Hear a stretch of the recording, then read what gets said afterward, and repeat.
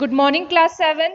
Last class में हमने civics का लेसन 1 स्टार्ट किया था और उसके 3 पेजेस कंप्लीट हो चुके थे। तो आज हम पेज नंबर 7 से देखेंगे। So take out your book on page number 7 and the heading is other kinds of equality. It means अन्य प्रकार की असमानताएं।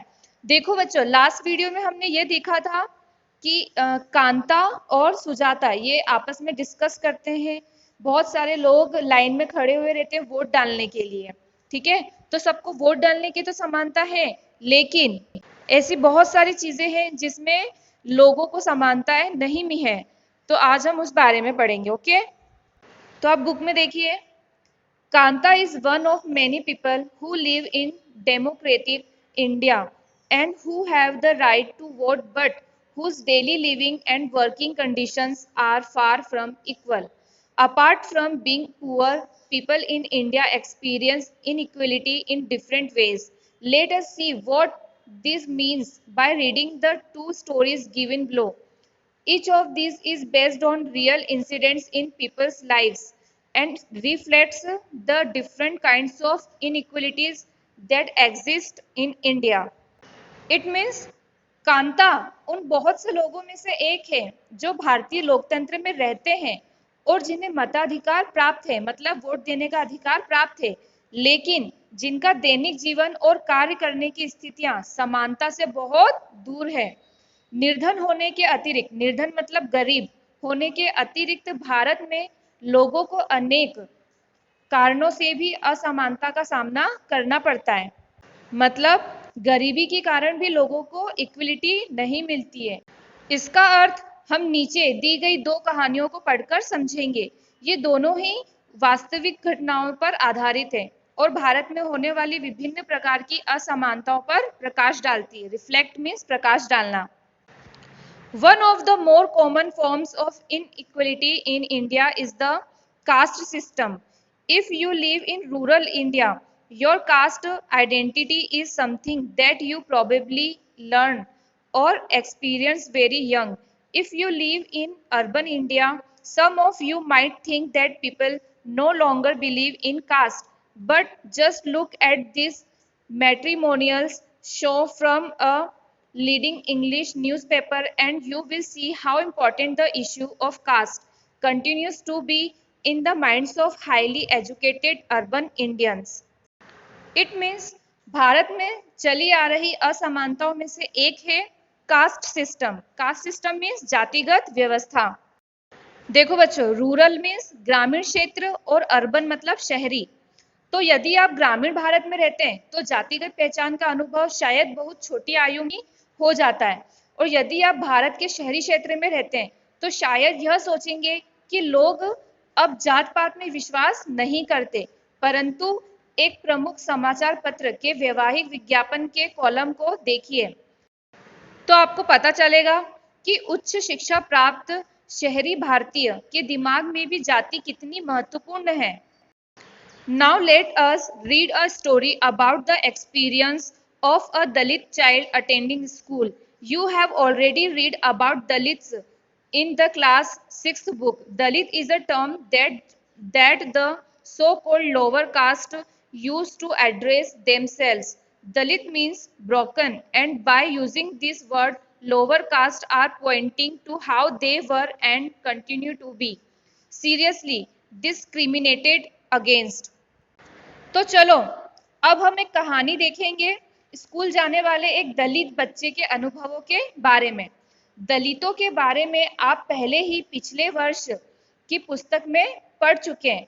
दलित एक ऐसा शब्द है जो निचली जाति कही जाने वाली जाति के लोग स्वयं को संबोधित करने के लिए प्रयोग में लाते हैं। दलित का अर्थ होता है कुचला हुआ या टूटा हुआ, और इस शब्द का इस्तेमाल करके दलित यह संकेत करते हैं कि पहले भी उनके साथ बहुत भेदभाव होता था और आज भी हो रहा है। Om Prakash Valmiki is a famous Dalit writer. In his autobiography, Juthan, he writes, I had to sit away from the others in the class, and that too on the floor. The maid ran out before reaching the spot I sat on. Sometimes I would have to sit way behind everybody, right near the door. Sometimes they would beat me without any reason. When he was in class 6th, the headmaster asked Om Prakash to sweep the school and the playground. Om Prakash Valmiki एक प्रसिद्ध दलित लेखक हैं और उन्होंने अपनी autobiography means आत्मकथा जूठन में लिखा कि जब वे स्कूल में थे तब उन्हें स्कूल में दूसरों से दूर बैठना पड़ता और वो भी जमीन पर। और कई बार जब तक उनके बैठने की जगह आती तब तक जो चटाई थी वो छोटी पड़ जाती थी। मेड मीन्स चटाई। और कभी कभी तो एकदम पीछे दरवाजे के पास भी बैठना पड़ता था जहां से बोर्ड पर लिखे अक्षर धुंध मतलब धुंधले दिखाई देते थे। कभी कभी बिना कारण पिटाई भी कर दी जाती थी। जब वे कक्षा 4th में थे तब प्रिंसिपल ने ओम प्रकाश से स्कूल और खेल के मैदान मतलब प्लेग्राउंड मतलब जहां पे हम खेलते हैं वहां पर झाड़ू लगाने को कहा।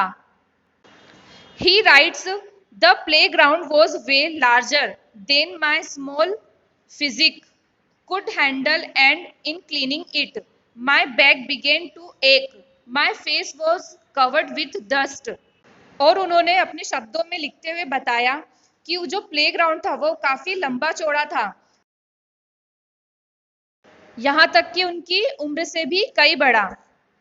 और उसे साफ करते करते उनकी कमर दर्द करने लगी थी। एक ACHE एक मीन्स दर्द।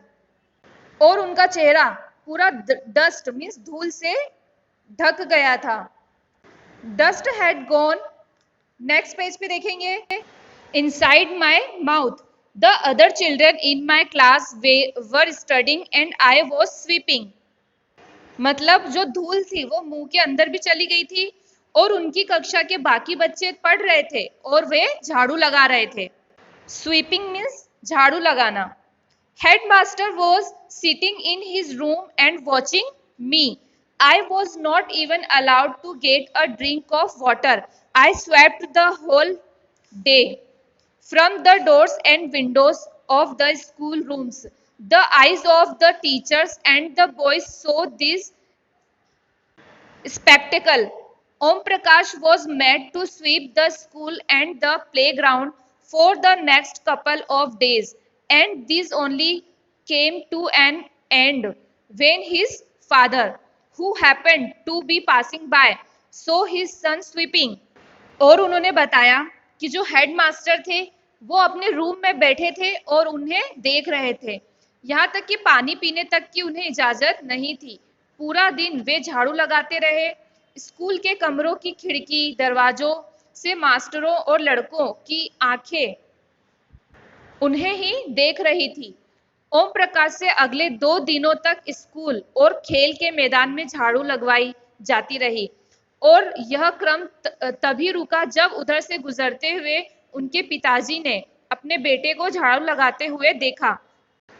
He confronted the teachers and then walking away from the school holding Om Prakash's hand, he said loudly for all of them to hear, "You are a teacher, so I am leaving now. But remember this much, master. He will study right here in this school, and not just him, but there will be more coming after him." और उनके पिताजी ने शिक्षकों का साहसपूर्वक सामना किया और ओम प्रकाश का हाथ पकड़कर स्कूल से बाहर जाते हुए ऊंचे आवाज में कहा, सबको सुनाते हुए कि मास्टर हो इसलिए जा रहा हूं, पर इतना याद रखिए मास्टर, ये यहीं पढ़ेगा इसी स्कूल में, और सिर्फ यही नहीं, इसके बाद और भी बच्चे आएंगे यहाँ पढ़ने। तो देखो बच्चों, यह तो थी पहली स्टोरी। अब हम सेकंड देखेंगे। The second story is based on an incident that took place in one of India's larger cities and is common practice in most parts of the country. It is a story about Mr. and Mrs. Ansari who were looking to rent an apartment in the city.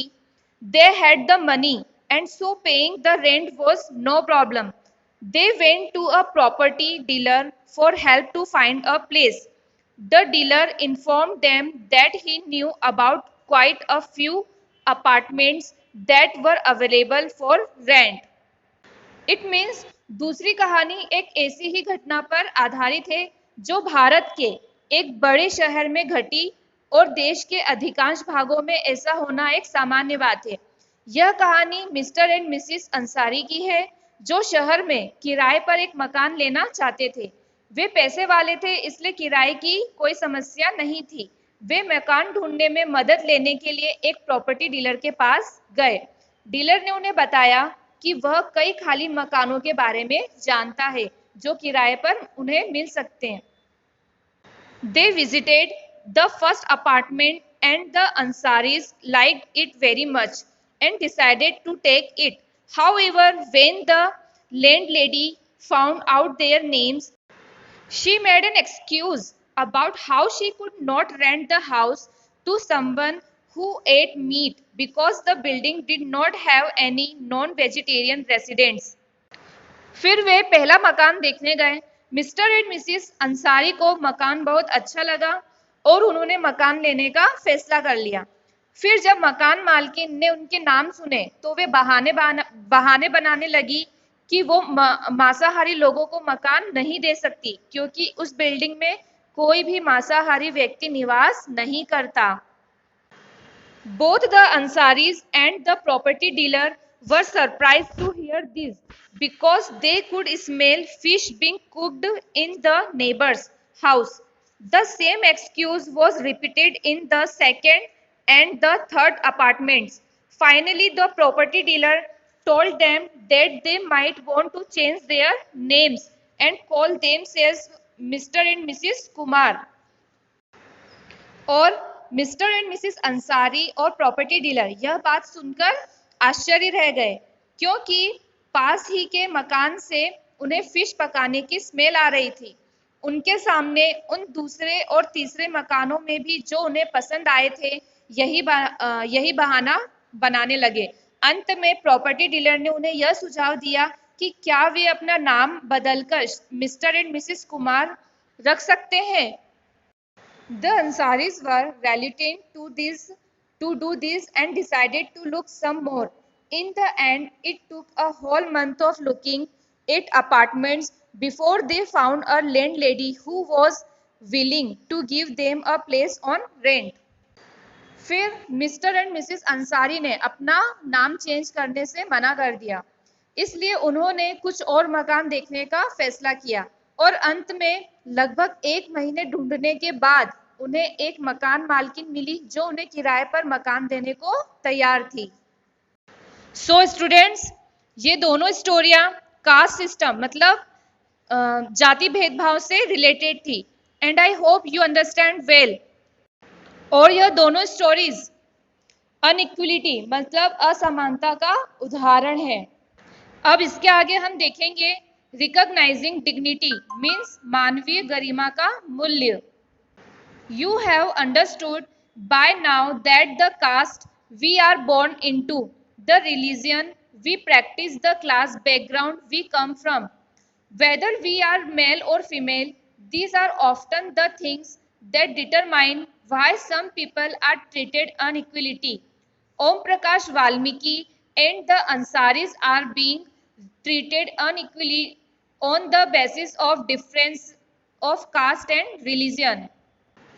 अब तक आप समझ गए होंगे कि कुछ लोगों के साथ असमानता का व्यवहार बस इस कारण होता है कि उनका जन्म किस जाति, लिंग या धर्म में हुआ है और वे उच्च वर्ग के हैं या मध्यम या निम्न मतलब सबसे नीची जाति के। ओम प्रकाश वाल्मीकि और अंसारी परिवार के साथ असमानता का व्यवहार जातिगत और धर्मगत कारणों से हुआ। When persons are treated unequally, their dignity is violated. The dignity of both Om Prakash Valmiki and the Ansaris was violated because of the way in which they were treated.